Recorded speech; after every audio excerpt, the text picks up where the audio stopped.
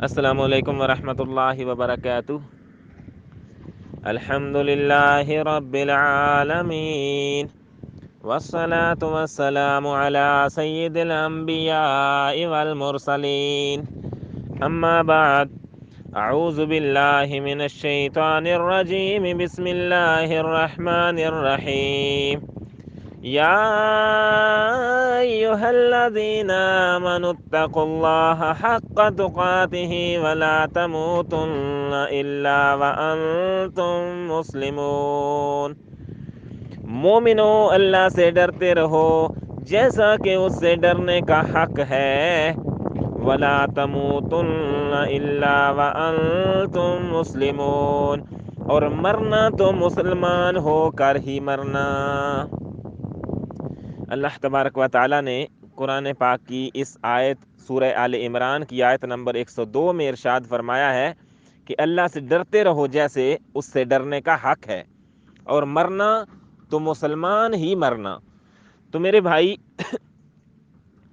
مسلمان جو ہوتا ہے، جس کے پاس عقیدہ توحید ہوتا ہے، جو لا الہ الا اللہ محمد الرسول اللہ پڑھنے والا ہوتا ہے، اسے ہر وقت اللہ سے ڈرنا چاہیے۔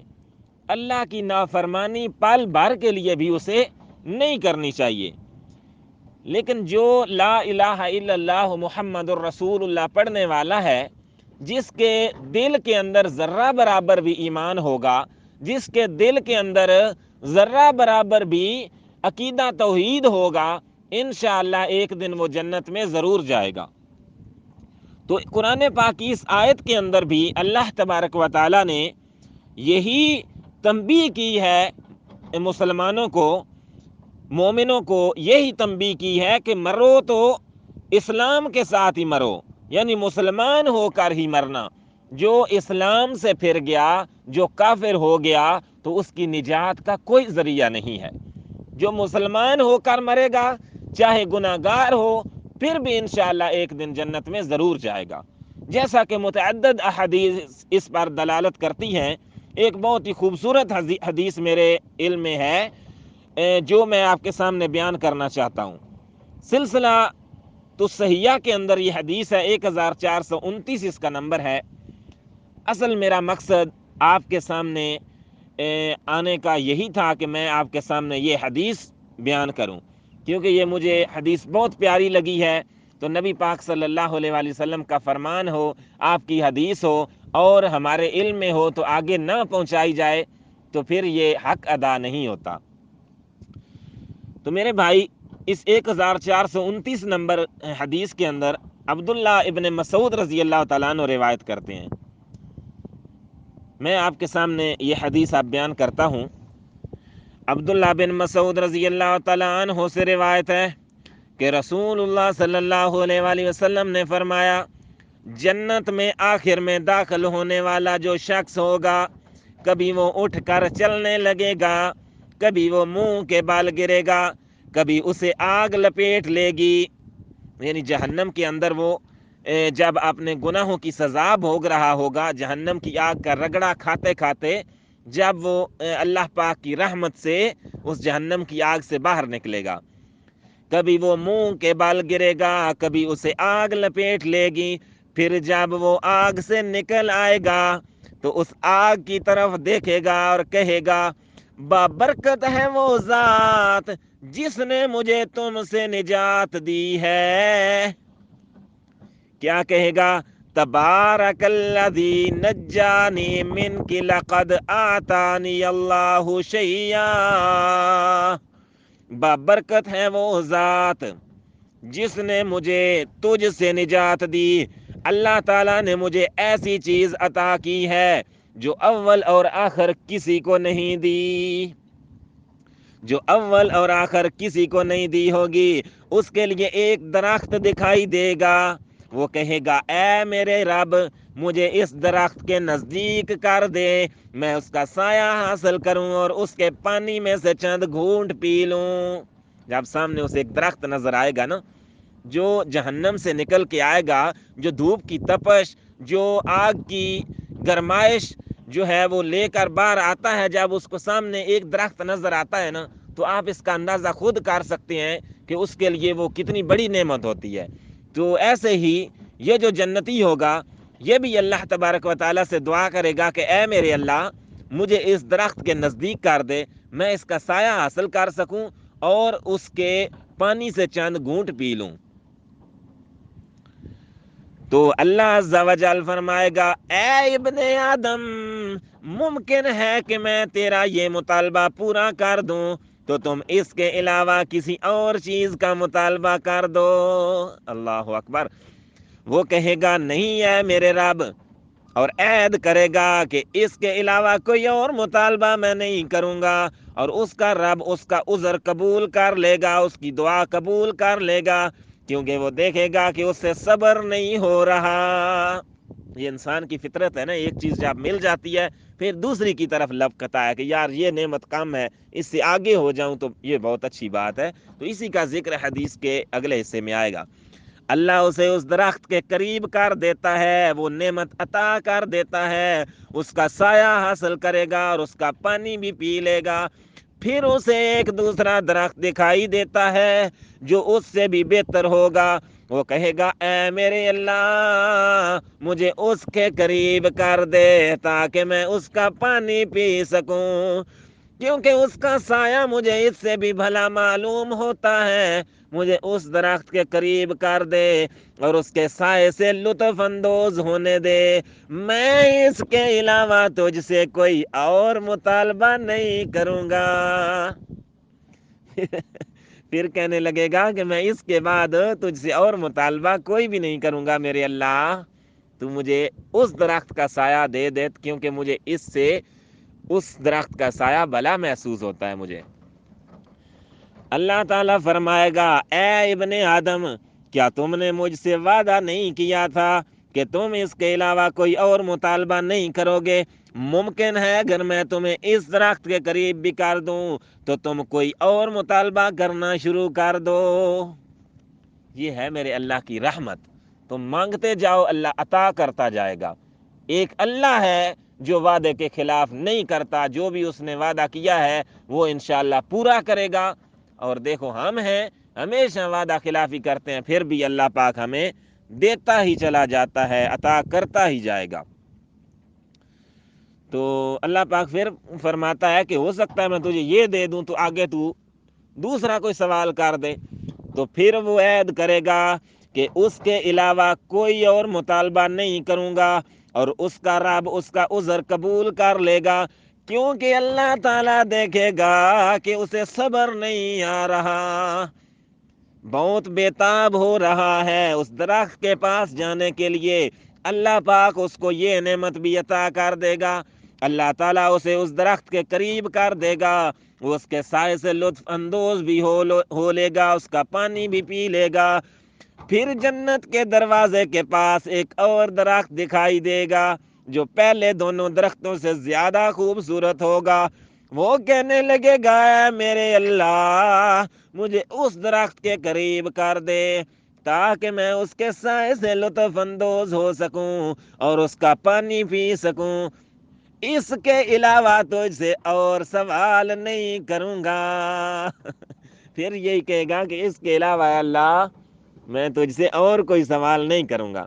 اللہ تعالیٰ فرمائیں گے اے ابن آدم یہ بات تو تم نے پہلے بھی کی تھی، کیا تم نے مجھ سے معاہدہ نہیں کیا تھا کہ تم اس کے علاوہ کوئی اور مطالبہ نہیں کرو گے؟ وہ کہے گا کیوں نہیں ہے میرے رب، بس یہ آخری ہے، اس سے آگے کچھ نہیں مانگوں گا، اس کے علاوہ اور کوئی سوال نہیں کروں گا۔ اور اس کا رب اس کا عذر قبول کر لے گا، کیونکہ اللہ تعالیٰ دیکھے گا کہ اس سے صبر نہیں ہو رہا، اللہ تعالیٰ اسے اس کے قریب کر دے گا۔ جب اللہ تعالیٰ اسے اس درخت کے قریب کر دے گا تو وہ جنت والوں کی آوازیں سننے لگے گا، وہ جنت والوں کی آوازیں سنے گا، کہے گا اے میرے اللہ مجھے اس میں داخلہ نصیب کر دے۔ اللہ تعالیٰ فرمائے گا اے ابن آدم میری طرف سے کون سی چیز تجھے خوش کر سکتی ہے؟ پہلے میں نے تجھے ایک درخت دیا، تو نے کہا یا اللہ یہ نہیں، اگلا درخت مجھے دے دے، پھر وہ درخت دے دیا، پھر تو نے کہا یا اللہ اس سے اگلا درخت مجھے دے دے، پھر میں نے وہ بھی تجھے عطا کر دیا۔ پھر جب تمہیں جنت کی آوازیں سنائی دینے لگیں، جنت کی جب نعمتیں دکھائی دینے لگیں، تو نے کہا کہ یا اللہ مجھے یہ جنت عطا کر دے۔ پھر اللہ تعالیٰ فرمائے گا کہ میری طرف سے کون سی چیز تجھے خوش کر سکتی ہے کہ تیرے سوال کا سلسلہ بند ہو جائے، ایک بار ہی جو مانگنا ہے مانگ لے۔ کیا تمہیں ایک دنیا اور اس کے ساتھ اس جتنی دوسری دنیا دے دوں تو کیا تو راضی ہو جائے گا؟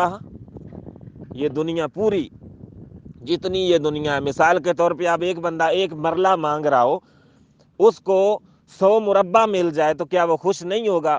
وہ پاگل نہیں ہو جائے گا کہ اتنے خزانے تو فرعون کے پاس نہیں تھے، اتنے خزانے قارون کے پاس نہیں تھے جتنے خزانے اللہ پاک مجھے دے رہا ہے، اور ہوں میں کون گناہگار انسان، پھر بھی اللہ مجھے صرف جنت کا چوکیدار بھی بنا دے، جنت کے کسی ایک کونے میں بھی مجھے بٹھا دے تو پھر بھی میرے لیے یہ غنیمت ہے۔ لیکن اللہ کہہ رہا ہے کہ یہ جو پوری دنیا ہے، اس دنیا جیسی ایک اور دنیا، یعنی 2 دنیایں میں آپ کو عطا کر دوں تو کیا تو پھر راضی ہو جائے گا؟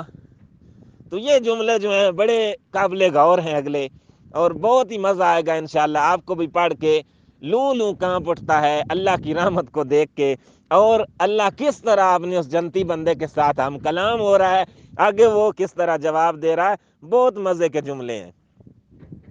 جب اللہ تبارک و تعالیٰ فرمائے گا کہ ایک دنیا اور اس کے ساتھ اس جتنی دوسری دنیا دے دوں تو کیا تو راضی ہو جائے گا؟ وہ کہے گا اے میرے اللہ، آپ رب العالمین ہو کر مجھ سے مذاق کر رہے ہیں۔ اللہ اکبر، یا اللہ تو رب العالمین ہے پھر بھی مجھ سے مذاق کرتا ہے۔ عبداللہ بن مسعود رضی اللہ تعالیٰ عنہ یہ واقعہ سناتے سناتے ہنس پڑے، کہنے لگے کیا تم مجھ سے پوچھو گے نہیں کہ میں کیوں ہنسا؟ یہ ہوتی ہے سچی محبت۔ آج بھی لوگ عشق کے دعوے کرتے ہیں لیکن محبت کے تقاضے وہ پورے نہیں کرتے۔ محبت کے تقاضے یہ ہوتے ہیں جو صحابہ کرام نے پورے کیے ہیں۔ نبی پاک صلی اللہ علیہ وآلہ وسلم کے ہر فعل اور ہر عمل کو اپنی زندگی میں صحابہ نے سمویا ہے۔ آپ صلی اللہ علیہ وآلہ وسلم سے چھوٹا سا عمل بھی دیکھا تو اس کو فوراً اپنی زندگی کے اوپر امپلیمنٹ کیا۔ تو عبداللہ بن مسعود رضی اللہ تعالیٰ عنہ ہنس پڑے، تو پھر کہنے لگے کہ تم پوچھو گے نہیں کہ میں کیوں ہنسا ہوں؟ تو لوگوں نے کہا آپ کیوں ہنسے ہیں؟ عبداللہ بن مسعود رضی اللہ تعالیٰ عنہ نے کہا رسول اللہ صلی اللہ علیہ وآلہ وسلم بھی اسی طرح ہنسے تھے۔ لوگوں نے کہا اے اللہ کے رسول آپ کیوں ہنسے؟ آپ صلی اللہ علیہ وآلہ وسلم نے فرمایا اللہ رب العالمین کے ہنسنے کی وجہ سے جب اس نے کہا کیا آپ رب العالمین ہو کر مذاق کر رہے ہیں، اللہ تعالیٰ فرمائے گا اے میرے بندے میں مذاق نہیں کیا کرتا، میں تم سے مذاق نہیں کر رہا، لیکن جو میں چاہتا ہوں اس پر میں قادر ہوں، اور اسے میں نے کن کہنا ہے تو فیکون اس نے ہو جانا ہے۔ جو میں کرنا چاہتا ہوں میں اس پر قادر ہوں، مجھے کسی کے ساتھ مشورے کی ضرورت نہیں ہے، مجھے کسی سے اجازت لینے کی ضرورت نہیں ہے، مجھے یہ دیکھنے کی ضرورت نہیں ہے کہ کس میں کتنی قابلیت ہے، میں بس اپنی رحمت کے مطابق بندے کو عطا کر دیتا ہوں۔ تو یہ بہت خوبصورت حدیث تھی۔ تو اس حدیث میں ایک تو ہمارے لیے انشاءاللہ یہ خوشخبری ہے کہ اگر ہمارے دل کے اندر ذرہ برابر بھی ایمان ہوگا اور ہمارا عقیدہ توحید ہوگا اور ہم نے اگر شرک نہیں کیا ہوگا تو انشاءاللہ ایک دن اللہ تبارک و تعالی ہمیں جنت کے اندر ضرور بھیجے گا انشاءاللہ۔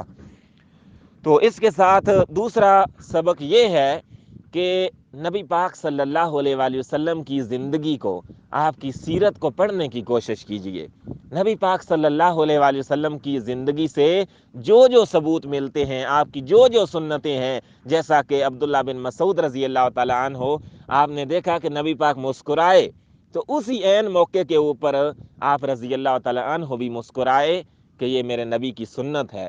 تو اس لیے میرے بھائی، آپ نبی کریم صلی اللہ علیہ وآلہ وسلم کی چھوٹی سے چھوٹی سنت کو بھی اپنائیں گے، اس پر عمل کریں گے، تو انشاءاللہ اللہ تبارک و تعالیٰ آپ کو اس کا اجر و ثواب عطا کریں گے۔ تو اس لیے آج کل جو بھی آپ عمل کریں، آپ دیکھیں کہ کتاب اللہ اور نبی کی سنت سے اس کا کیا ثبوت ملتا ہے۔ جو کتاب اللہ کو اور نبی کی سنت کو ہاتھ میں تھام لے گا، انشاءاللہ جنت میں جائے گا، اور کامیابی اور کامرانی اس کا مقدر ٹھہرے گی۔ واللہ اعلم بالصواب۔ السلام علیکم ورحمۃ اللہ۔